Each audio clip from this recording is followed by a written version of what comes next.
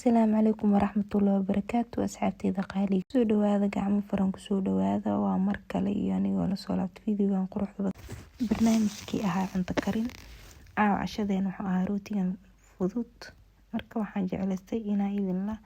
share gareeyo sidaan u sameeyey marka aad u fudud yahay hadda bilaab qistaankiisa waxaa soo qaatay baaquli waxaa soo qandacsada caano waxaa kusoo darsaday hal qaando oo liibata ah iyo kasir oo sokor ah sokorta waa soo qiyaastay waxaa kusoo darsaday cusbo yariis ah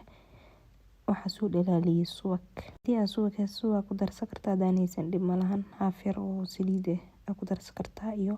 hal xabo ukun ah wax kale ma ku darin intaas isku qasaa waa isdhex geliyaa si oo isku dhex galo kadibna waxaa soo qaatay burkiga ku shubaa qasay baca kusoo xiray meel dhigo waxaa rabaa inuu ii qamiiro 40 daqiiqa meel dhigay already saan diyaar ku yahay waa qamiiray kadibna waa kuuskuusay inta xaba ka dhigi rabtid qiyaasee waa kuusay saana meel u dhigay kadibna hadana waxaa ku qasbanaa inaan kor bacda ka saaro hadana waqti kale aan sii 20 daqiiqo 30 daqiiqo waxay noqoto hadana isdhex galo qamiiro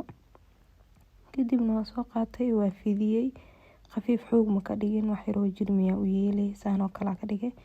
kadibna waa duuduubay meeshaan saaray marka waxaa rabaa inaa korka ka mariyo caano hadii aad jeceshaan ukun marsan kartaa dhib malahan qof kasto joosuu leeyahay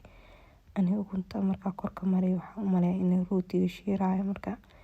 caanaha soo qaatay caanihi korka mariyay foornada geliyay marka 40 ilaa 35 awgeeyo minute horena foornada waxaa fiican inay kugu shidan tahay ee ku kulushahay hore ugu shidneed kadibna waxaa soo dhalaaliyay subag waxaan u dhalaaliyay subaga soo dhalaaliya korka mariyay marka rootigeena saan oo kusoo baxay asxaabey aad u maasantihiin waxaan jeclaan lahaa inaan mar walba videoga soo dhigo ila socotiin like subscribe iyo share comment waxaasoo dhan dhiirigelin ay tahay marka asxaabey aad u maasantihiin. Assalaamu calaykum.